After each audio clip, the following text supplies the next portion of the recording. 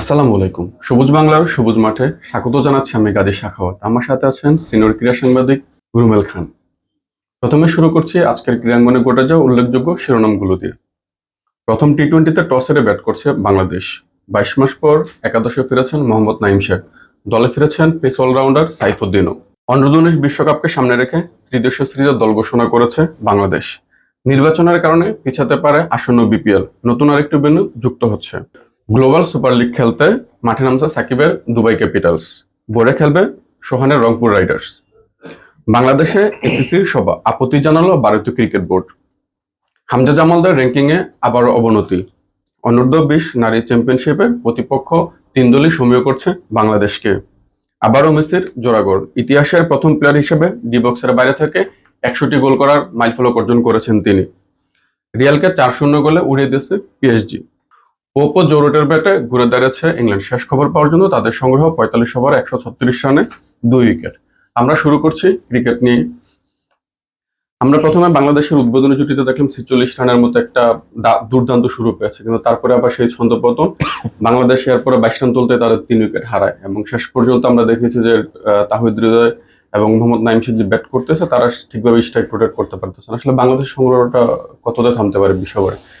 আপনার জ্ঞাতার্থে আমি জানাচ্ছি যে বাংলাদেশের এখন পর্যন্ত সংগ্রহ 11 ওভারে মাত্র 82 রান। আপনার যে স্কুলল্যান্ডটা বললেন 11 ওভারে 82 রান। তো টি-20-র যে ওভার প্রতি যে রানের একটা হার থাকে, সেই হার অনুযায়ী কিন্তু বাংলাদেশ কিন্তু আশাব্যঞ্জক রান তুলতে পারেনি। যদিও আপনি বলেছেন যে শুরুটা ফ্লাইং স্টার্ট বলতে যা বোঝে, শুরুটা কিন্তু ফ্লাইং স্টার্টই ছিল। 30 বলে বা প্রথম 5 ওভারে 46 বা 45 রান কিন্তু মোটামুটি আশাব্যঞ্জকই ছিল। কিন্তু এই যে শুরুর যে উদ্ভাসিত সূচনাটা, এটা কিন্তু শেষ পর্যন্ত বাংলাদেশ আর ধরে রাখতে পারেনি। এক পর্যায়ে খুব অল্প রানের ব্যবধানে টানা 3টি বা 2টি একাধিক উইকেটের পতন ঘটে, কিন্তু কিছুটা হলে মানে অনেকটা ব্যাকফুটে চলে গেছে বাংলাদেশ।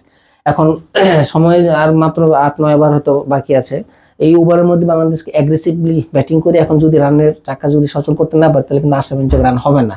আর আশাব্যঞ্জক রান হলে কিন্তু বাংলাদেশে কিন্তু বলাররা কিন্তু এত অল্প রানের পুঁজি নিয়ে কিন্তু বিপক্ষ দলের ব্যাটসম্যানদেরকে টার্গেটটাকে কিন্তু তাদেরকে যে সেট করে দিয়েছে ব্যাটাররা, সেই ব্যাটারদের টার্গেটটাকে কিন্তু শ্রীলঙ্কা অনায়াসে টপকে যাবে।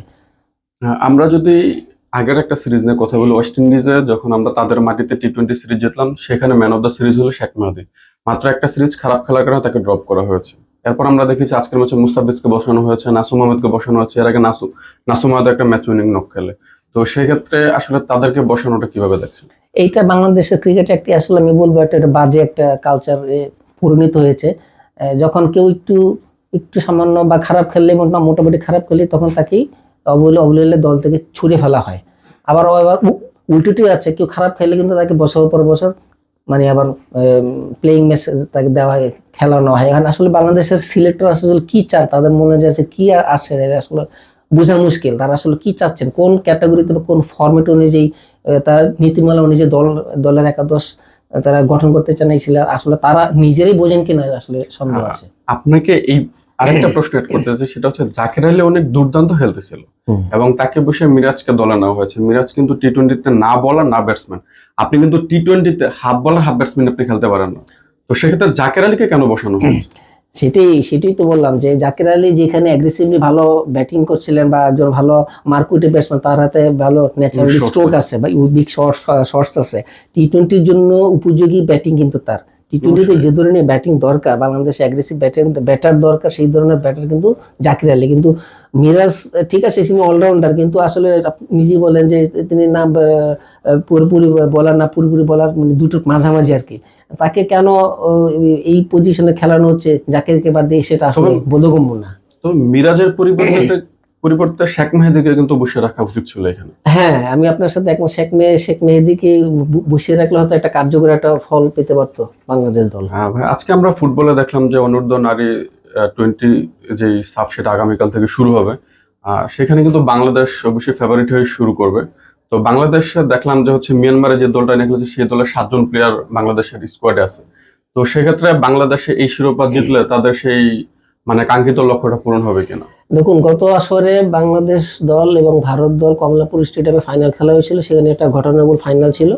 সেখানে কিন্তু দুই দলকে এবং খেলার মধ্যে অনেক গন্ডগোল হয়েছিল। রেফারির সিদ্ধান্ত ভারত মানতে পারেনি। যাই হোক, লাস্টে অনেক ঘটনার পর নাটকে তারপর দুই দলকে যুগ্ম চ্যাম্পিয়ন ঘোষণা করা হয়। তো সেই ভারত এবার কিন্তু অংশ নিচ্ছে না।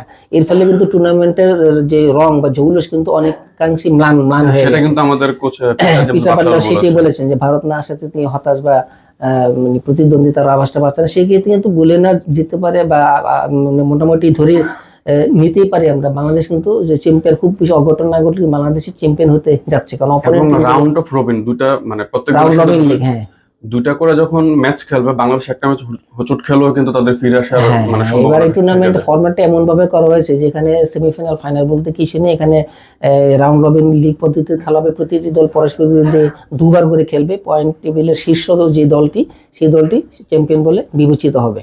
তা এখন যেটা আমি বলতে চাই যে সিনিয়র, আপনি বললেন যে সিনিয়র দলের যেটা মিয়ানমারকে বাংলাদেশ কয়েকদিন আগে এফসি উমেন্স এশিয়ান কাপের গ্রুপ পর্বে বা বাছাই পর্বে গ্রুপ অপরিচিত গ্রুপ চ্যাম্পিয়ন হয়েছে, সেই দলের কিন্তু সিনিয়র দলের 7 জন প্লেয়ার কিন্তু এই অনুরোধ সাফ B20 দলে কিন্তু আছেন।